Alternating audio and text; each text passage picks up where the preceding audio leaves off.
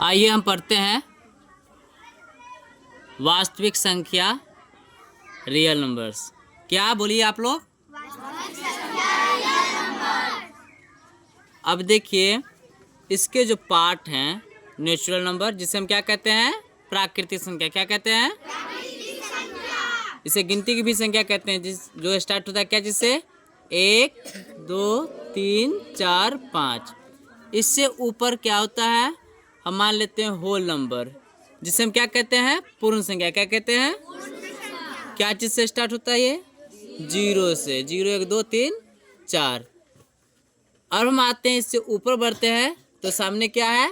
Integers. क्या है? Integers. ये संख्या रेखा पर प्लस में भी रहता है और माइनस में भी। इसे हम क्या कहते हैं? पूर्णांक। क्या कहते हैं? पूर्णांक। ठीक है, ये क्या है? द रियल नंबर सिस्टम, है ना। अब देखिए थोड़ा हम इसको समझने का कोशिश करते हैं। सबसे इम्पोर्टेंट है इसमें इसको जानना है, रेशनल नंबर्स। रेशनल नंबर्स इसको हम क्या कहते हैं हिंदी में? परमेय संख्या। क्या कहते हैं? परमेय संख्या। जो माइनस में भी होता है, 0 भी परमेय संख्या के रूप में है, जैसे 2/1। और दूसरी तरफ क्या है? Irrational number. क्या है? Irrational number. इरेशनल मतलब अपरमेय संख्या, √2, √3, पाई, √11 इत्यादि। समझ गए? अब हम समझते हैं पॉइंट 2, वास्तविक संख्या के प्रकार। इसको दो भाग में जैसे यहाँ पे दिया गया है। जैसे पहला परमेय संख्या। परमेय संख्या किसे कहते हैं? जो P/Q के रूप में हो और Q बराबर 0 ना हो। जैसे 1/2 -4/7। अच्छा 2 बताइए, परमेय संख्या है कि नहीं? 2 परमेय संख्या है कि नहीं? है ना, 2/1 हम लिख सकते हैं। ठीक है। ऐसी दूसरा पॉइंट में क्या है? अपरमेय। अपरमेय संख्या। अपरमेय संख्या जो P/Q के रूप में नहीं हो। जैसे एग्जाम्पल में √2, √3, है ना। चलिए हम परमेय संख्या के बारे में कुछ जानते हैं। ठीक है। पॉइंट पहला पर अगर हम ध्यान दें तो दशमलव रूप इसका क्या हो जाता है बाबू? समाप्त। बोलो ना, दशमलव रूप क्या हो जाता है इसका? समाप्त। और दूसरा पॉइंट में इसमें ध्यान रखने वाली बातें क्या है कि ये आवृत्ति भी होती है। परमेय संख्या में क्या होती है? आवृत्ति भी होती है। अब परमेय संख्या की अगर बात करें, अपरमेय संख्या, तो इसमें क्या होता है? ना समाप्त होती है और ना आवृत्ति होती है। इसीलिए तो इसको हम क्या कहते हैं? अपरमेय संख्या कहते हैं। क्या कहते हैं? अपरमेय संख्या कहते हैं। यूक्लिड विभाजन प्रमेय, जिसको यूक्लिड विभाजन, है ना, डिवीजन लेमा। ठीक है।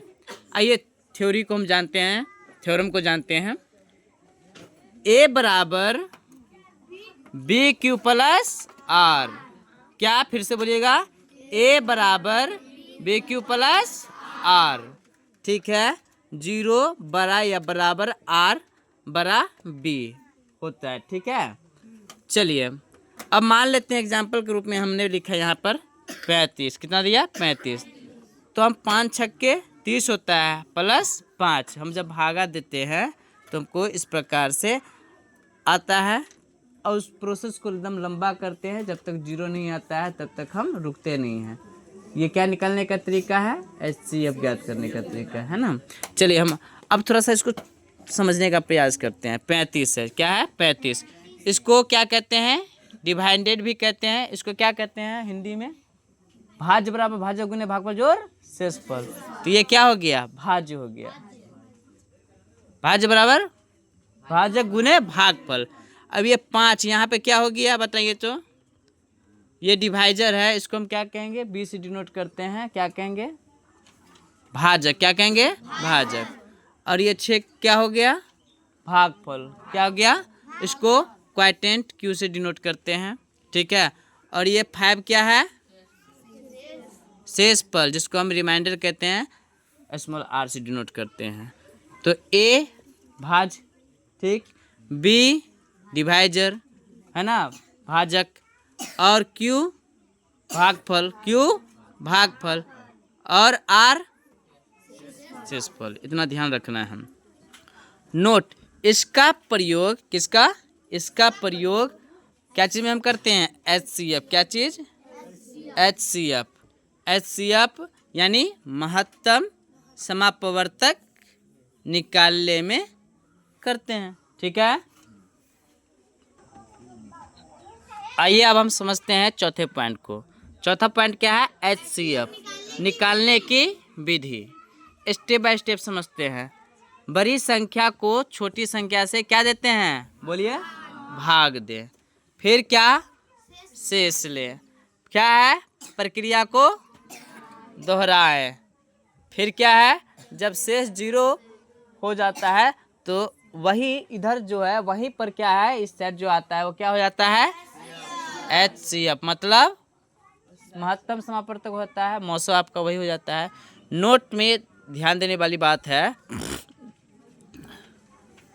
हर संख्या को अभाज्य संख्याओं के रूप में लिखा जा सकता है। एग्जाम्पल के रूप में जैसे ये 60 है। 60 बराबर क्या है? लिख सकते हैं हम 2 दूनी 4, 4 तिया 12, 12 पंचे 60। इसका फैक्टर तोड़ सकते हैं ना। जैसे देख लेते हैं, यहाँ पर देखिए 60 है तो इसको कैसे तोड़े?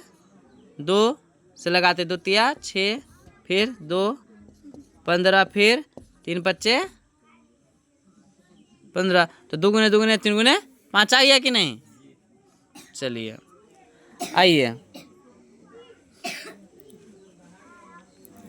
यूज हम इसका कहाँ करते हैं? HCF और LCM निकालने में। क्या चीज़ में? HCF और LCM निकालने में करते हैं।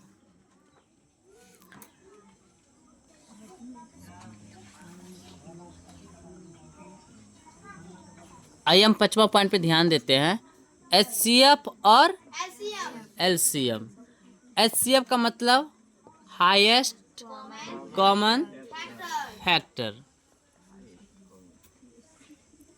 दो संख्याओं का सबसे बड़ा समान गुणनखंड मतलब HCF। और LCM इसका फुल फॉर्म क्या होगा?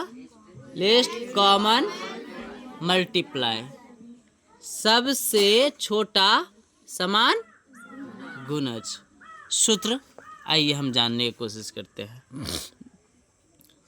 HCF गुने LCM बराबर दोनों संख्याओं का गुणनफल। ठीक है, HCF गुने LCM दोनों संख्याओं का गुणनफल। ये भी आए है बाबू। ठीक है, आइए हम छठे पॉइंट पे ध्यान देते हैं। दशमलव विस्तार, डेसिमल एक्सपेंशन। देखिए, यदि P/Q का हर क्या चीज है ना,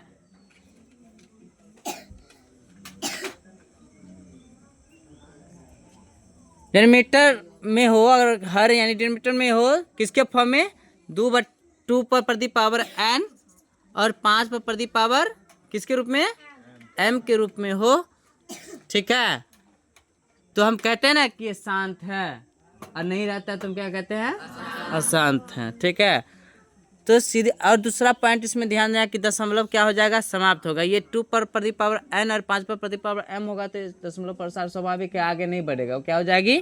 क्या हो जाएगी? समाप्त होगा। आप लोगों को थोड़ा थोड़ा तो आता ही होगा नहीं? अन्यथा दशमलव अनंत आवृत्ति होगी। क्या होगी? अनंत आवृत्ति होगी। देखिए एग्जाम्पल 1/2। अब 1/2 को हम मान लेते हैं, बना के देखते हैं। अब 2 से हम में भागा दिए 1, लगेगा नहीं लगेगा तो हम क्या डालें? पॉइंट डालें, तो यहाँ पर उतारे 0, 2 पंचे 10। ठीक है, तो यहाँ पे समाप्त हो गया ना।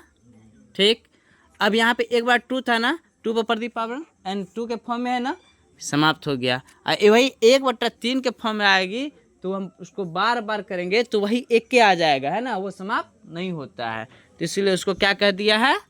आवृत्ति। क्या कह दिया है? आवृत्ति। इतना आप समझ गए? चलिए आइए हम कुछ महत्वपूर्ण बिंदुओं पे आप चर्चा कर लेते हैं। इस चैप्टर को समझने से पहले, बनाने से पहले कुछ बातों पे हम ध्यान देते हैं। महत्वपूर्ण बिंदु मतलब आईपी, आईपी का मतलब इम्पोर्टेंट पॉइंट, ठीक है, इम्पोर्टेंट पॉइंट। चलिए, हर वास्तविक संख्या या तो परिमेय होगी या अपरिमेय होगी, है ना। आप कह सकते हैं कि परिमेय और अपरिमेय संख्या क्या है, वास्तविक संख्या, ठीक। √2 क्या, √2 क्या है, अपरिमेय संख्या है। देखिए, एक्विलेमा मतलब कि HCF, ठीक। इस विधि को जैसे निकालते हैं तो मुख्य रूप से इसमें क्या होता है, HCF निकलता है, नहीं, A = BQ + R। नोट भी, जैसे देखिए हम बोर्ड एग्जाम में इस चैप्टर से जो पूछा जाता है, कितने नंबर, 5 से 8 नंबर, तो इसलिए इम्पोर्टेंट है। और देखिए 10 से 11 मिनट लगा होगा, है ना। अगर आप इसको अच्छे से 2-4 बार समझ लेते हैं तो बड़े आसानी होगी चैप्टर को बनाने में, ठीक है। फिर हम सवाल भी इस प्रकार से बनाते चलेंगे, ठीक है।